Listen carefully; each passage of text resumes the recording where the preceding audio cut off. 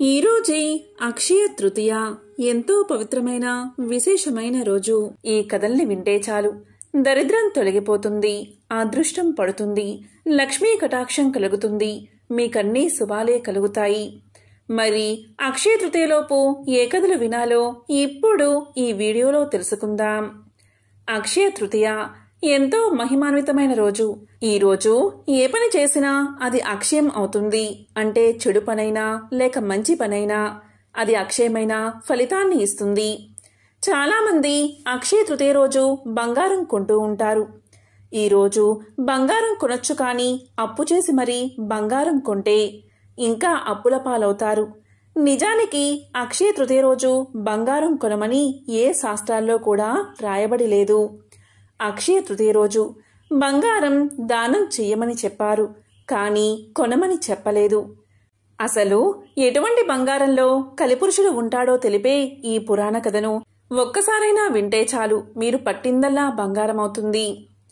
బంగారంలో కలిపురుషుడు ఉంటాడని, అందుకే బంగారం ఇంట్లో తక్కువ ఉంచుకోవాలని చెప్తూ ఉంటారు. బంగారం ఎక్కువగా ఉండకూడదని అంటూ ఉంటారు. బంగారంలో కలిపురుషుడు ఉంటాడు అన్న మాట నిజమే, కానీ అవినీతి ద్వారా వచ్చే బంగారంలోని కలిపురుషుడు ఉంటాడు. దేనికి సంబంధించిన కథ పురాణాల్లో ఉంది. పూర్వకాలంలో జరాసంధుడు కాలభైరవ పూజ చేస్తూ రాజులందరినీ ఓడించి వారి దగ్గర ఉన్న బంగారమంతా కూడా తీసుకుని ఆ బంగారానికి వారి రక్తంతోనే అభిషేకం చేశాడు. ఇలా బంగారాన్ని సేకరించిన జరాసంధుడు ఆ బంగారంతో ఒక కిరీటం తయారు చేయించుకుని తన దగ్గరే ఉంచుకున్నాడు. ఆ తరువాత జరాసంధుణ్ణి భీముడు చంపేస్తాడు. అప్పుడు భీముడు ఈ కిరీటాన్ని చూసి ముచ్చటపడి తీసుకుంటాడు. ఆ కిరీటాన్ని తన కోశాగారంలో ఉంచుతాడు. ఆ తరువాత పరీక్షిత్ మహారాజు రాజ్యాన్ని పాలిస్తాడు. పరీక్షితుడు చాలా ధర్మబద్ధంగా ఉండేవాడు. ప్రజలకు ఎటువంటి కష్టం రాకుండా చూసుకునేవాడు. ధర్మబద్ధంగా రాజ్యాన్ని పరిపాలిస్తున్న పరీక్షిత్ మహారాజు యొక్క దేశంలో ఒకరోజు ఒక గోమాత ఏడుపు వినిపించింది. గోమాత పక్కనే ఒంటె కాలితో ఉన్న ఎద్దు.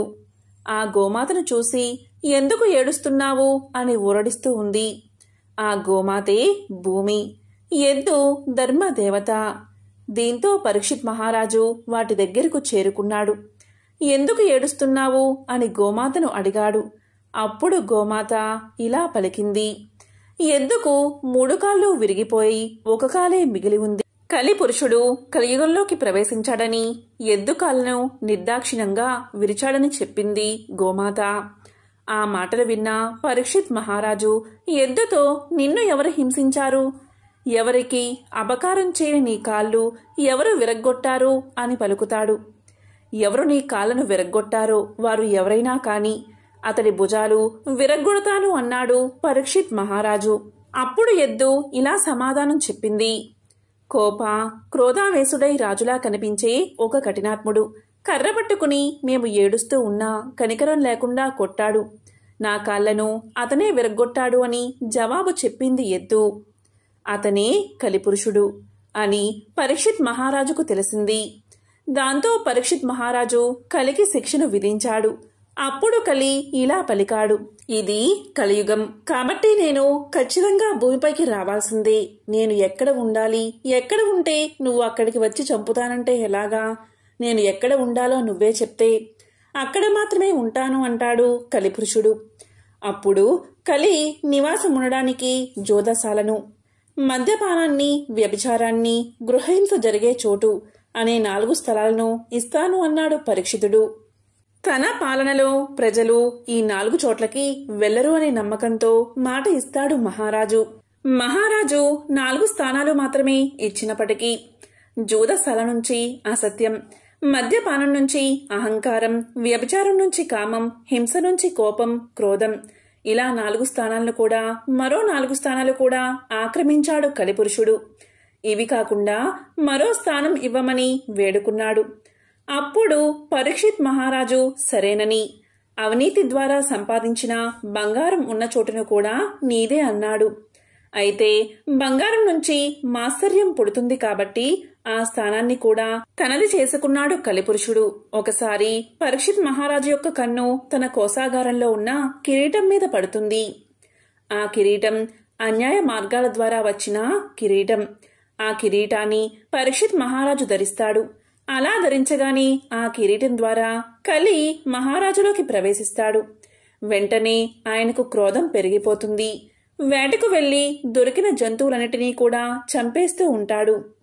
సమీక మహర్షి దగ్గరకు వెళ్లి ఆయన మీద చచ్చిన పామును వేస్తాడు పరీక్షిత్ మహారాజు. ఇదంతా కలిపురుషుడు పరీక్షిత్ మహారాజులోకి కిరీటం ద్వారా ప్రవేశించడం వల్లే జరుగుతుంది. ఈ కథ మనకి ఏం చెప్తుంది అంటే, అవినీతి అన్యాయ మార్గం ద్వారా సంపాదించిన బంగారంలోనే కలిపురుషుడు ఉంటాడని, మన కష్టార్జితంతో కొనుక్కున్న బంగారంలో కలి ఉండడు అని. బంగారం మహాలక్ష్మి స్వరూపం. సాధారణంగా అందరూ కూడా కష్టార్జితంతోనే బంగారం కొనుక్కుంటారు కనుక అందులో కలిపురుషుడు ఉండడు.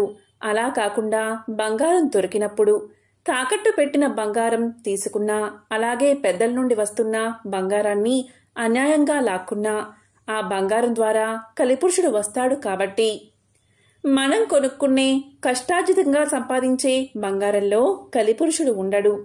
కాబట్టి ఎప్పుడైనా సరే, ఎక్కడైనా సరే, ఎటువంటి పరిస్థితుల్లో అయినా సరే ధర్మబద్ధంగా జీవించాలి. ధర్మంగా సంపాదించిన ధనంతోనే బంగారం కొనాలి. పాపాలు చేసి సంపాదించిన ధనంతో బంగారం కొంటే ఆ బంగారంలోకి కలి ప్రవేశిస్తాడు. ఎంతో పవిత్రమైన విశేషమైన ఈ రోజు ఈ కథలు విన్నా, చదివినా, చెప్పినా కష్టాలు తొలగి అపర కుబేరులుగా మారిపోతారు. లక్ష్మీ కటాక్షం కలుగుతుంది. కలిబాధలు తొలగిపోతాయి.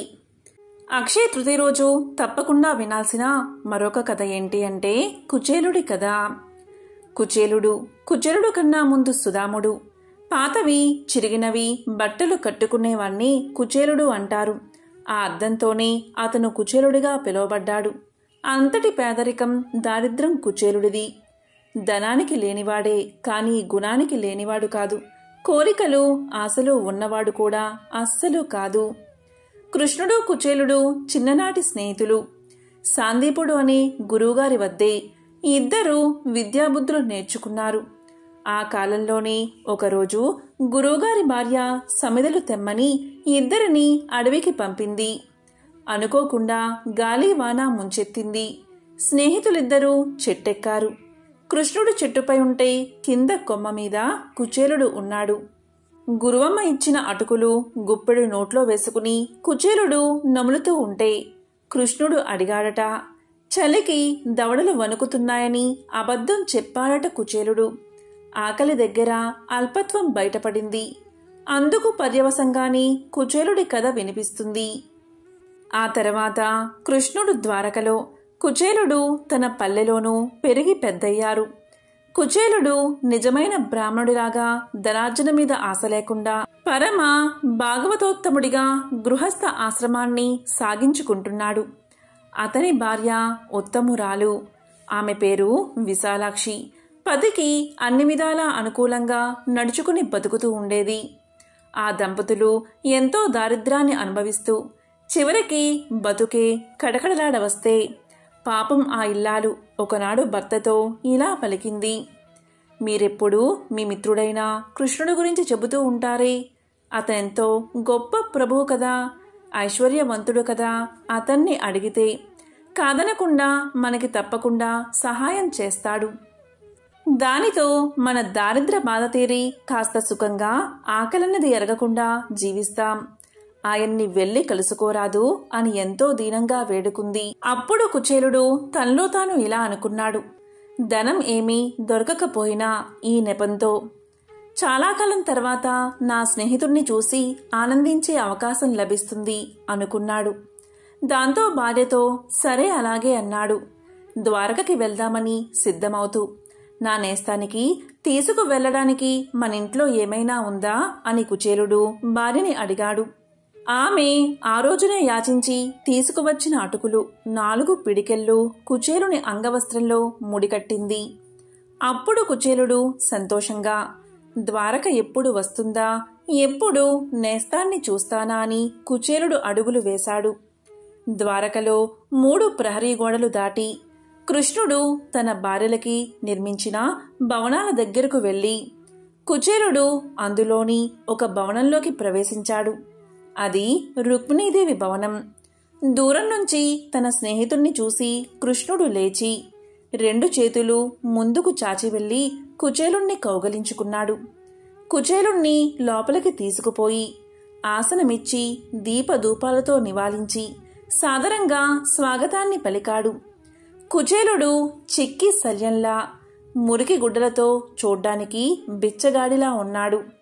అతనికి ముల్లోకాలకు అధిపతి అయిన కృష్ణుడికి ఏమంత స్నేహమని అంతఃపుర వాసులంతా ఆశ్చర్యపోయారు. కుశల ప్రశ్నలు అయ్యాక చిన్ననాటి గురుకులం కబుర్లు చెప్పుకుంటూ ఆ 2 మిత్రులు మురిసిపోయారు. కొంచెంసేపు గడిచాక నవ్వుతూ, మిత్రమా, నా కోసం ఏం తెచ్చావేమిటి అని కృష్ణుడు కుచేలుణ్ణి అడిగాడు. అప్పుడు కుచేలుడు అటుకుల మూట పట్టుకుని, ఇంతటి ఐశ్వర్యవంతుడికి ఇదే తేగలిగాను అని సిగ్గుతో తలవంచుకున్నాడు.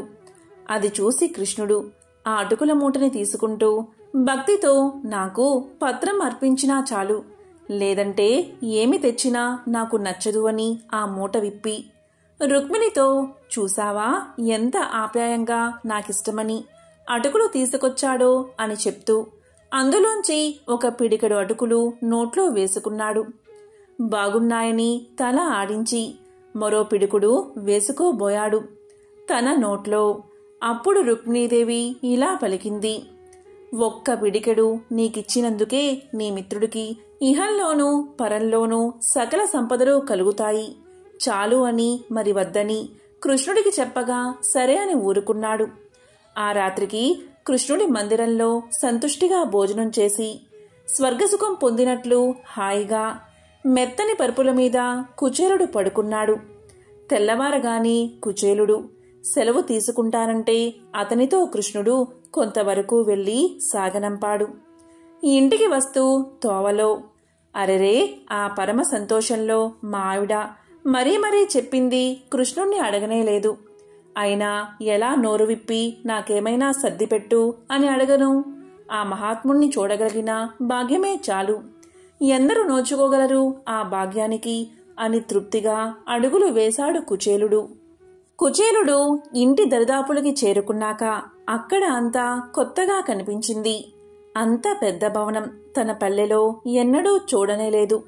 ఆశ్చర్యంగా అలా కళ్ళప్పగిస్తూ వస్తూ ఉండగా నౌకరులు ముందుకు వచ్చి, దయచేయండి స్వామి అని ఆ భవనంలోకి కుచేలుణ్ణి తీసుకుపోయారు. లోపలికి వెళ్లగానే ఆభరణాలతో అలంకరించుకుని అతని భార్య ఎదురైనది.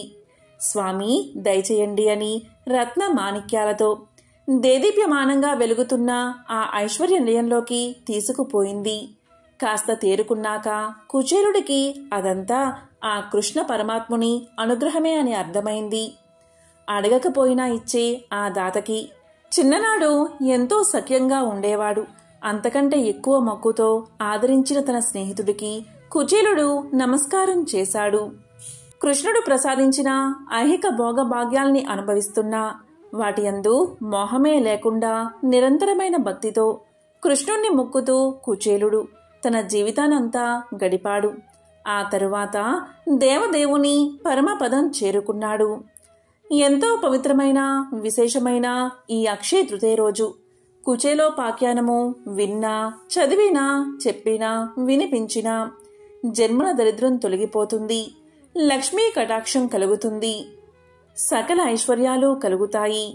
పూర్వం వారణాసిలో రామశెట్టి అనే వ్యాపారి ఉండేవాడు. ఆయనకు 4 కుమారులు. వ్యాపారంలో 4 కుమారులు సహాయం చేస్తూ కాలాన్ని గడిపేవారు.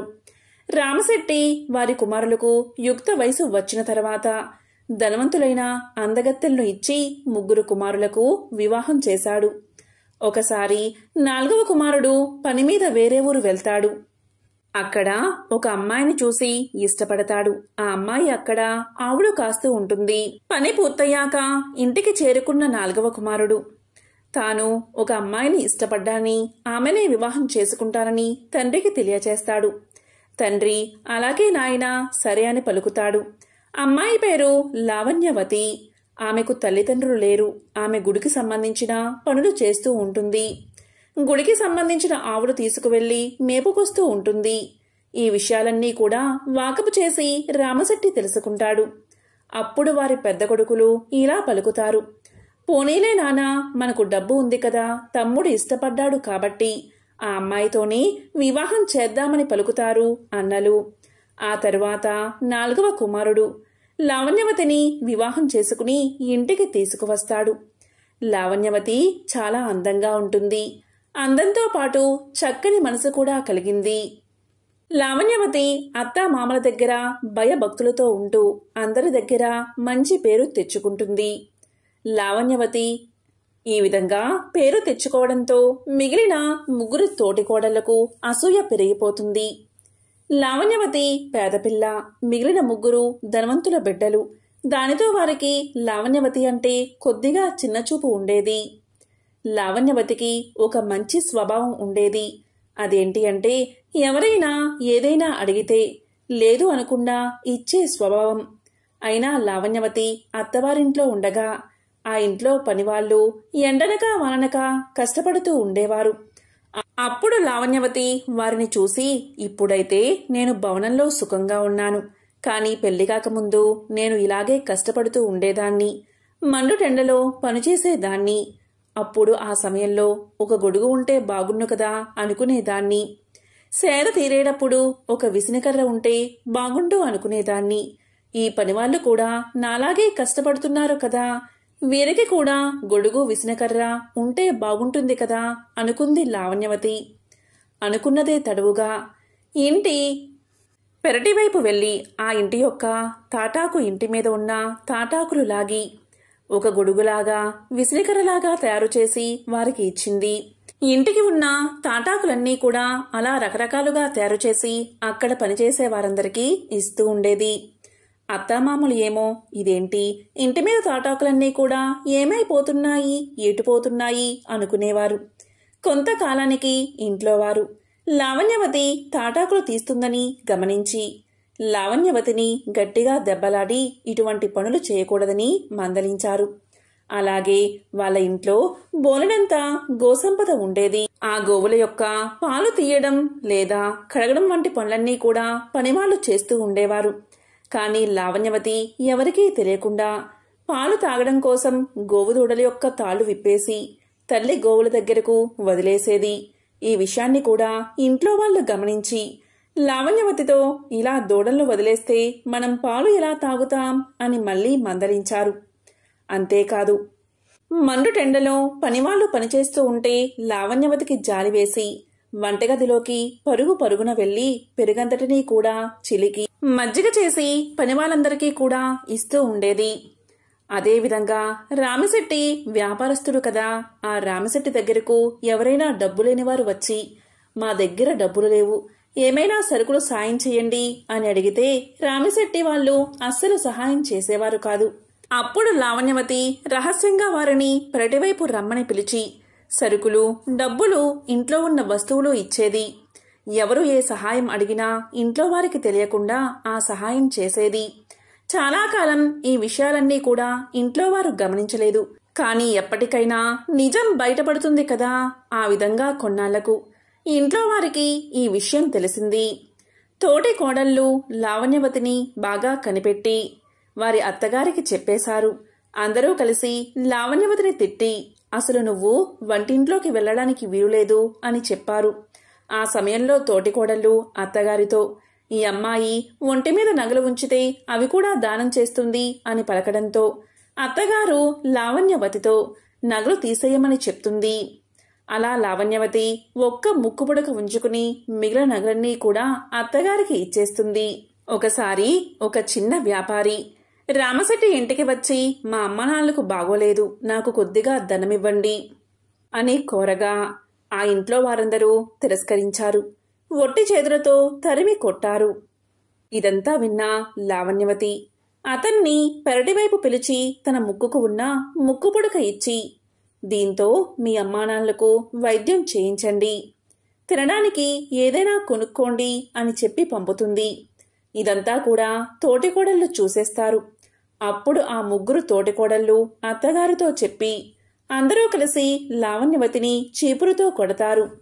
నువ్వు ఈ ఇంట్లోని పిల్లవు, ఇంట్లోని వస్తువులన్నీ దానాలు చేసేస్తావా అని తిడతారు. దీంతో లావణ్యవతి ఏడుస్తూ గదిలోకి వెళ్ళిపోతుంది. తిండి కూడా తినకుండా పడుకుంటుంది. తన బాధను చెప్పుకోవడానికి భర్త కూడా ఉండడు. పొరుగురికి పని మీద వెళ్తాడు. ఇక లావణ్యవతి అలా ఏడుస్తూ పడుకుంటుంది. తెల్లవారిన తర్వాత లావణ్యవతి లేచి చూడగా గదంతా కూడా బంగారం, వజ్రాలు, వైడూర్యాలు రాసులతో నిండిపోయి ఉంటుంది. లావణ్యవతి శరీరం మీద దెబ్బలు కూడా మటుమాయమి అయిపోతాయి. లావణ్యవతి మంచి పట్టుచీరలు, నగలు శరీరం మీదకి వచ్చేస్తాయి. కాని ఇదంతా ఎలా జరిగిందో ఆమెకు అర్థం కాదు. బయటకు వెళ్తే అత్తగారు ఇంత బంగారం ఎక్కడిది అని కొడతారేమో అనే భయంతో బయటకు కూడా వెళ్ళదు. ఆ గదిలోనే అలా ఉండిపోతుంది. ఆ విధంగా ఒకరోజు గడిచిపోతుంది. లావణ్యవతికి ఆకలి వేస్తుంది. కాని పక్కకు తిరిగి చూస్తే ఆశ్చర్యంగా పలహారాలు ప్రత్యక్షమవుతాయి. వాటి తింటుంది లావణ్యవతి. తీరా మరనాడు పొరుగురు వెళ్లిన భర్త ఇంటికి వచ్చేస్తాడు. అతను వచ్చి గది తలుపు తీయగాని ఆయన ఆశ్చర్యపోతాడు. ఇదేంటి ఇంత బంగారం ఎక్కడ్నుంచి వచ్చింది అని అడుగుతాడు. అప్పుడు లావణ్యవతి ఇవన్నీ ఎలా వచ్చాయో తనకు తెలియదని సమాధానం చెప్తుంది. ఇక ఇంట్లో అందరికీ బంగారం గురించి తెలిసిపోతుంది. అప్పుడు అత్తగారు, తోటికోడళ్ళు ఆశ్చర్యపడి ఇదేదో మాయలాగా ఉంది, మన గురువుగారిని అడిగి తెలుసుకుందామనుకుని ఊరి పొలిమేరలో ఉన్న గురువు దగ్గరకు వెళ్తారు. జరిగిందంతా తెలియచేస్తాడు. అప్పుడు గురువు తన దివ్య దృష్టితో చూసి ఈ అమ్మాయి తనకున్నదంతా కూడా ఎప్పుడూ దానం చేస్తూ వస్తుంది. నిర్మలమైన మనసుతో ఈ అమ్మాయి బంగారం ముక్కుపుడకను కూడా దానం చేసేసింది. ఆ దానమిచ్చింది అక్షయ తృతీయ రోజున. అక్షయ తృతీయ రోజు చేసే దానం అక్షయ ఫలితాన్ని సంక్రమించేలా చేసింది. ఈ ఫలితం వల్లనే బంగారం, వజ్రాలు, వైడూర్యాలు వచ్చాయని గురువుగారు తెలియచేశారు. ఇక తోటి కోడళ్ళు, అత్తగారు లావణ్యవతి యొక్క కాళ్ళ మీద పడి క్షమించమని వేడుకున్నారు. దీంతో లావణ్యవతి అందరినీ క్షమించి ఆ కుటుంబమంతా కూడా ధనధాన్యాలకు లేటు లేకుండా దానధర్మాలు చేస్తూ జీవించసాగారు. చివరకు లావణ్యవతి మోక్షాన్ని పొందుతుంది. కాబట్టి ఈరోజు బంగారం కొండం కాదు, దానంగా ఇవ్వాలి. ఇలా రవ్వంత బంగారాన్ని దానమిచ్చినా కొండంత ఫలితం లభిస్తుంది. అసలు అక్షయ తృతీయ గురించి పురాణాల్లో చెప్పిన వివరణ ఇలా ఉంది. అక్షయ తృతీయ గురించి శ్రీకృష్ణుడు ఇలా చెప్పాడు. పూర్వం దరిద్రుడు, సత్యవంతుడు, దేవగురువు, జనభక్తుడు అయిన కోమటి ఉండేవాడు. ఇతను వైశాఖ మాస శుక్లపక్ష మహత్యాన్ని పెద్దల ద్వారా విని అక్షయ తృతీయ నాడు గంగా స్నానం చేసి ఇంటికి వచ్చి దేవ పూజ చేసి లడ్డూలు, విసనకర్రలు దానం చేశాడు. ఆ కోమటి తర్వాత జన్మలో కుసుమతి నగరంలో ఒక ధనవంతుడైన క్షత్రుని ఇంటిలో పుట్టాడు. ఆ జన్మలో కూడా అతడు దాన నిరతిని వీడలేదు. ఎంతగా దానం చేస్తున్నా అతని సంపద క్షయం కాకుండా అక్షయం అవుతూనే ఉంది. అంతా అక్షయ తృతీయ యొక్క వ్రతాచరణ ప్రభావం వల్లనే అని ధర్మరాజుకు శ్రీకృష్ణుడు తెలియచేశాడు. అక్షయ తృతీయ రోజే శివానుగ్రహంతో కుబేరుడు సంపదలకు రక్షకుడిగా నియమితుడయ్యాడు. శ్రీ మహావిష్ణువు లక్ష్మీదేవిని వివాహం చేసుకున్న మంచి రోజు కూడా ఇదే. అందుకే ఈరోజు లక్ష్మీదేవిని బంగారంతో అలంకరించి పూజిస్తారు. ఇలా పూజించడం వల్ల సిరి సంపదలు కలుగుతాయని నమ్మకం. అదే విధంగా పవిత్ర గంగానది భూమిని తాకింది కూడా అక్షయ తృతీయ రోజే అని, నిరుపేదైన కుచేలుణ్ణి శ్రీకృష్ణుడు కలుసుకున్న రోజు కూడా అక్షయ తృతీయ అని పురాణాలు చెబుతున్నాయి. వ్యాస మహర్షి వినాయకుడితో మహాభారతం రాయడం కూడా మొదలుపెట్టింది ఈ రోజేనట. వనవాసం చేస్తున్న పాండవులకు సూర్య భగవానుడు అక్షయపాత్ర ఇచ్చింది కూడా ఈ అక్షయ తృతీయ రోజే. అంతేకాదు కటిక దారిద్ర్యం అనుభవిస్తున్న ఓ పేదరాలి ఇంట జగద్గురువు ఆది శంకరాచార్యుల వారు కనకధరా స్తోత్రం చేసిన రోజు కూడా ఇదే. అంతేకాదు అన్నపూర్ణాదేవి తన అవతారాన్ని స్వీకరించిన రోజు అక్షయ తృతీయే. అదేవిధంగా సింహాచలం దివ్యక్షేత్రంలో సింహాద్రి అప్పన్న నిజరూప దర్శనం ఈ రోజే జరిగిందని, ఉత్సవం ప్రారంభమయ్యే రోజు అక్షయ తృతీయ అని పురాణాలు చెబుతున్నాయి. కాబట్టి ఎంతో పవిత్రమైన విశేషమైన అక్షయ తృతీయ రోజు లక్ష్మీదేవి వివాహ కథను ఒక్కసారైనా వింటే చాలు, సకల ఐశ్వర్యాలు సిద్ధిస్తాయి, కోటి జన్మల పుణ్యం వస్తుంది. ఒకనాడు అత్రి కుమారుడైనటువంటి దూర్వాస మహర్షి భూమండలమంతా సంచరిస్తూ ఉన్న సమయంలో ఆయనకు ఒక విద్యాధర స్త్రీ కనిపిస్తుంది. ఆమె చేతిలో సువాసనలు వెదజల్లుతున్న అందమైన పూలమాల ఉంది. దాన్ని చూసి ముచ్చటపడ్డ దుర్వాసుడు తనకిమ్మని కోరతాడు. దాంతో ఎంతో సంతోషంగా ఆ విద్యాధర స్త్రీ తన చేతిలోని మాలను దుర్వాసుడికి ఇస్తుంది. ఆ మాలను గ్రహించిన దుర్వాసుడు ఎంతో ఆనందించి అక్కడి నుంచి బయలుదేరి దివ్యమైన ప్రదేశాలు చూస్తూ తన సంచారాన్ని కొనసాగించాడు. అన్ని లోకాలు తిరుగుతూ దుర్వాసుడు ఒకసారి స్వర్గానికి చేరుకున్నాడు. దారిలో ఆయనకి ఐరావతం మీద ఊరేగుతూ వస్తున్న దేవేంద్రుడు కనిపించాడు. దూర్వాసుడు వెంటనే తన తల మీద ధరించిన పూలమాలను ఐరావతం మీద కూర్చున్న ఇంద్రుడి మీదకు విసిరేశాడు. ఇంద్రుడు దాన్ని అందుకుని అంతే వేగంతో తన ఐరావతం మీదకు తిరిగి విసిరాడు. ఆ మాల ఐరావతం యొక్క కుంభస్థలాన్ని అలంకరించి కైలాసం మీద ఉన్న గంగలాగా కనిపించింది. తన తల మీద పడి ఉన్న ఆ పూలమాల యొక్క సువాసన ఏనుగు యొక్క నాసికాగ్రానికి చేరింది. ఆ పూల వాసనకు మత్తెక్కిన ఐరావతం తన తొండంతో దాన్ని తీసి నేలకేసి కుట్టింది. అది చూసిన దుర్వాసుడికి ఆగ్రహం కలిగింది. తాను ఎంతో గౌరవంతో సమర్పించిన పూల హారాన్ని దేవేంద్రుడు ఏనుగు మీదకి నిర్లక్ష్యంగా విసిరేస్తాడా? ఎంత పొగరు దేవేంద్రుడికి అని భావించాడు దుర్వాసుడు. వెంటనే ఇలా పలికాడు, దేవేంద్ర, నీకు మదం ఎక్కువైంది. లక్ష్మీప్రదమైన నేనిచ్చిన పూలమాలను ధరించకుండా నిర్లక్ష్యంగా విడిచిపెట్టావు. కనీసం పూలమాలను ఇచ్చిన నన్ను అభినందించలేకపోయావు. నీ పాపానికి గాను త్రిభువన సామ్రాజ్య సంపద నశించుగాక, నీ పాలనలో ఉన్న ముల్లోకాలు లక్ష్మీహీనమైపోగాక అని శపించాడు దుర్వాసుడు. దుర్వాసుడి శాపం విన్నాక ఒక్కసారిగా ఇంద్రుడి కళ్ళు తెరుచుకున్నాయి. తాను చేసిన అపరాధమేమిటో అతనికి తెలిసి వచ్చింది. వెంటనే ఏనుగు దిగి దుర్వాసుడి కాలపై పడ్డాడు. ఎంత వేడుకున్నా పరమ కోపిష్టి అయిన దుర్వాసుడు ఇంద్రుణ్ణి కనికరించలేదు. అతని ప్రార్థన ఏమాత్రమూ వినకుండా అక్కడ్నుంచి వెళ్లిపోయాడు. ఇక చేసేది లేక ఇంద్రుడు తన అమరావతికి తిరిగి బయలుదేరాడు. దుర్వాసుడి శాపం ఫలించడం ప్రారంభమైనది. దేవేంద్రుడి పాలనలో ఉన్న అన్ని లోకాల్లో సంపదలు కరిగిపోతున్నాయి. ఎక్కడా యజ్ఞయాగాలు కొనసాగడం లేదు, తపస్సులు చేయడం లేదు, దాన ధర్మాలు లేవు. ఇలా ప్రపంచమంతా తేజోహీనంగా మారిపోయింది. అన్ని రకాలుగా లోకాలన్నీ కూడా అంధకారంగా మారిపోయాయి. ఇదే తగిన సమయంగా భావించారు దానవులు. బలహీనులై తేజోవిహీనులుగా మారిపోయిన దేవతల మీద దాడి చేశారు. వారి దాడికి తట్టుకోలేక దేవతలంతా తమ తమ లోకాలను విడిచి పారిపోయారు. ఈ విధంగా దానవుల దాటి నుంచి తప్పించుకున్న దేవతలంతా ఒకే చోటుకు చేరి ఈ కష్టాల నుంచి గట్టెంకించగలిగేవాడు శ్రీహరి అని తీర్మానించుకున్నారు. వెంటనే అందరూ కలిసి సామూహికంగా శ్రీహరిని చేరి ఆయన్ని శరణు వేడుకున్నారు. దేవతల బాధలు విన్న శ్రీహరి వారిని ఓదార్చి ఇలా పలికాడు, దేవతలారా, మీరు చింతించకండి. ముందు మీరంతా వెళ్లి దానవులతో సంధి చేసుకోండి. మీరు వారు కలిసి క్షీరసాగరాన్ని మదించండి. మీకోసం మందర పర్వతాన్ని కవ్వంగా వాసుకీ సర్పాన్ని తాడుగా చేసుకోండి. నేను మీకు సహాయంగా ఉంటాను. ఈ విధంగా అమృతం ఉద్భవిస్తుంది. దీన్ని తాగడం వల్ల మీరు అమిత బలాన్ని పొంది అమరులు అవుతారు. ఇక వెళ్లి వెంటనే పని ప్రారంభించండి అని చెప్పి పంపిస్తాడు శ్రీహరి. శ్రీహరి మాట ప్రకారం దేవతలు మందర పర్వతం వాసుకీ సర్ప సహాయంతో క్షీరసాగరాన్ని మదించడం ప్రారంభిస్తారు. ఈ మదనంలో మొదటగా సుర పూజిత అయినటువంటి కామధేనువు ఆవిర్భవించింది.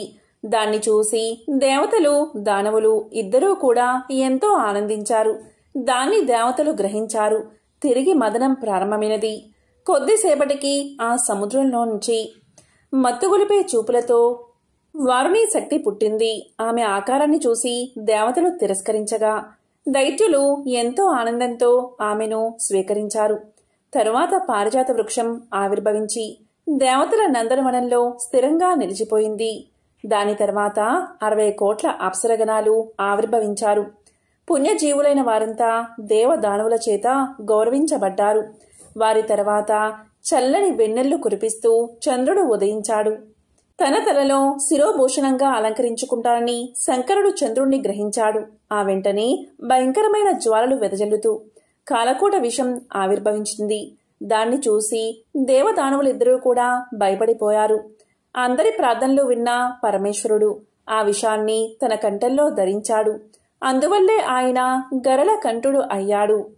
ఆయన తాగగా మిగిలిన గరళాన్ని అక్కడే ఉన్న నాగులు తాగాయి. ఈ విధంగా క్షీరసాగర మదనం కొనసాగుతుంది. ఈ విధంగా కొద్దిసేపటికి అమృత బాండం ధరించిన ధన్వంతరి పాలసముద్రం నుంచి ఉద్భవించాడు. ఆ తరువాత వరుసగా గుర్రము, ఐరావతము జన్మించాయి. ఇక వెంటనే వికసించిన తామర పువ్వు మీద కూర్చుని సర్వాలంకార శోభిత అయిన శ్రీ మహాలక్ష్మీదేవి పాల సముద్రం నుంచి బయటకు వచ్చింది. సర్వాలంకారిణి అయిన ఆ దేవిని చూసి ఋషులు, మునులు ఎంతో ఆనందించి శ్రీ సూక్తంతో ఘనంగా స్తుతించారు. ఆమె రాక సందర్భంగా గంధర్వులు పాటలు పాడారు, అప్సరసలు నాట్యం చేశారు. గంగాది నదులు దేవీ స్నానం కోసం విచ్చేశాయి. దిగ్గజాలన్నీ స్వర్ణ కుంభాలతో గంగాజలాన్ని తీసుకుని మహాలక్ష్మీదేవిని అభిషేకించాయి. క్షీరసాగరుడు స్వయంగా పైకి వచ్చి ఎప్పటికీ వాడిపోని పద్మమాలను దేవికి సమర్పించాడు. దేవశిల్పి విశ్వకర్మ లక్ష్మీదేవికి దివ్యమైన స్వర్ణాభరణాలు తయారు చేసి ఇవ్వగా వాటిని ధరించి సర్వాలంకార శోభితగా శ్రీ మహాలక్ష్మి అందరికీ దర్శనమిచ్చింది. మహా సౌందర్యంతో కోటి సూర్యుల కాంతులతో వెలుగొందుతున్న ఆ దేవిని చూసి ఆమె లావణ్యానికి మైమరిచిపోయి దేవతలు, దానవులు ఎవరికి వారు ఆమెను స్వీకరించాలని పోటీపడ్డారు. అదే సమయంలో బ్రహ్మదేవుడు అక్కడికి విచ్చేసి లక్ష్మీదేవిని శ్రీహరికి సమర్పించాడు. అందరూ చూస్తూ ఉండగా బ్రహ్మ మాటను గౌరవించిన శ్రీహరి లక్ష్మీదేవిని తన వక్షస్థలం మీద ధరించాడు. శ్రీహరి చేత వరించబడ్డ లక్ష్మీదేవి ఆయనతో ఇలా పలికింది: స్వామి, నన్ను స్వీకరించినందుకు చాలా సంతోషం. నన్ను ఎప్పుడూ మీరు విడవకండి. మీ హృదయమే నాకు తగిన స్థానం. మీ ఆజ్ఞల్ని నేను శిరసా వహిస్తాను అని వినయంగా తన చేతిలో ఉన్న పూలమాలను ఆయన మెడలో వేసింది. ఆ దివ్య దృశ్యాన్ని చూసి దేవతలు ఎంతో సంతోషించి వారి మీద పుష్పవర్షం కురిపించారు. లక్ష్మీదేవి తమకు దక్కకుండా శ్రీహరిని వరించడంతో దానవులంతా ఎంతో బాధపడ్డారు. దేవతల మీద వారికి కోపం వచ్చింది. వారికి ధన్వంతరి అమృత భాండాన్ని పట్టుకుని కనిపించాడు. అంతే, ఒక్కసారిగా ఆయన చేతిలో ఉన్న భాండాన్ని లాక్కుని పరిగెత్తారు దానవులు. అది చూసి దేవతలంతా ఎంతో ఆందోళన పడ్డారు. శ్రీహరి వెంటనే మోహిని రూపాన్ని ధరించి దానవుల ముందుకు వెళ్లాడు. తన మాయోపాయంతో వారందరినీ పరవశులను చేసి మోహపరిచి అమృతాన్ని మొత్తం దేవతలకు దక్కేలా చేశాడు. దానవుల దగ్గరకు వచ్చేసరికి ఒక్క చుక్క కూడా మిగలలేదు. దాంతో ఆగ్రహించిన అసురులు ఆయుధాలు ధరించి దేవతలపై తిరగబడ్డారు. అయితే అప్పటికే అమృతం తాగిన కారణంగా దేవతలు అమిత బలవంతులై అసురుల దాడిని తిప్పికొట్టారు. అంతేకాదు, వారిని తమ స్థానాల నుంచి తరిమేశారు. ఆ విధంగా దేవతల దాటికి తట్టుకోలేక అసురులంతా పారిపోగా దేవతలు సంతోషించి తమకి ఇంత మేలు చేసిన శ్రీహరిని పరిపరి విధాలుగా ప్రార్థించారు. ఆనాటి నుంచి సురాపాన వసులై స్త్రీలోలులై పాతాళానికి వెళ్లి అక్కడే నివసించసాగారు అసురులు. ఎప్పుడైతే మహాలక్ష్మీదేవి ఆవిర్భవించిందో వెంటనే అన్ని లోకాలు తిరిగి ప్రకాశించాయి. అందరికీ ధర్మబుద్ధి కలిగింది. సూర్యుడు పోయిన కాంతిని తిరిగి పొందాడు. అన్ని లోకాలు లక్ష్మీకళతో వైభవంగా విరాజిల్లాయి. అప్పుడు బ్రహ్మదేవుడు దేవతలతో, సురులారా, జగన్నాథుడైన శ్రీహరి, జగద్రక్షకుడైనటువంటి శంకరుడు మీకెప్పుడూ అండగా ఉంటారు. వారిని మీరు ఎప్పుడూ కూడా ఉపాసిస్తూ ఉండాలి, పూజిస్తూ ఉండాలి అని చెప్పి సత్యలోకానికి చేరుకున్నాడు. ఇలా లక్ష్మీదేవి పెళ్లి అక్షయ తృతీయ రోజే జరిగిందని పురాణాలు చెబుతున్నాయి. ఎంతో పవిత్రమైన విశేషమైన ఈ కథను వింటే చాలు సకల ఐశ్వర్యాలు సిద్ధిస్తాయి. ఒకప్పుడు వ్యాస మహర్షి వేదాలు విభజించిన వాడని, పురాణాలను రక్షించిన వాడని వ్యాసుడికి ఉన్న గౌరవంతో మునులు ఆయనకు మర్యాదలు చేశారు. అప్పుడు ఆ మునుల మధ్య ముక్తినిచ్చేవాడు విశ్వేశ్వరుడా లేక విష్ణుమూర్తియా అనే చర్చ జరుగుతూ ఉంది. మునులందరూ కూడా విశ్వేశ్వరుడు ఒక్కడే ముక్తిదాత, మరొకడు లేరు అని అంటూ ఉండేవారు.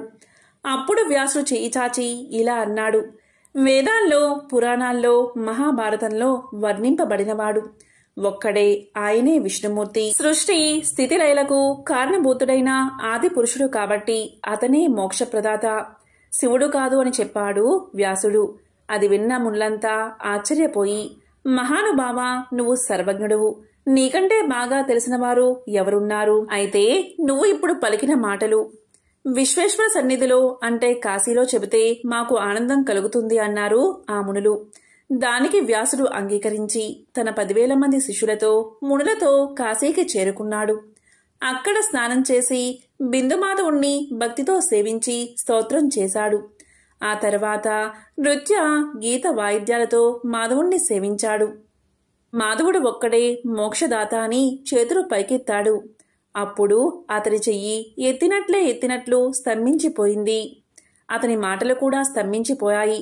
అప్పుడు మాధవుడు వచ్చి, వ్యాస, ఎంత తప్పు చేశావయ్యా! ఈ విశ్వంలో ఈశ్వరుణ్ణి మించిన వారు మరొకరు లేరు.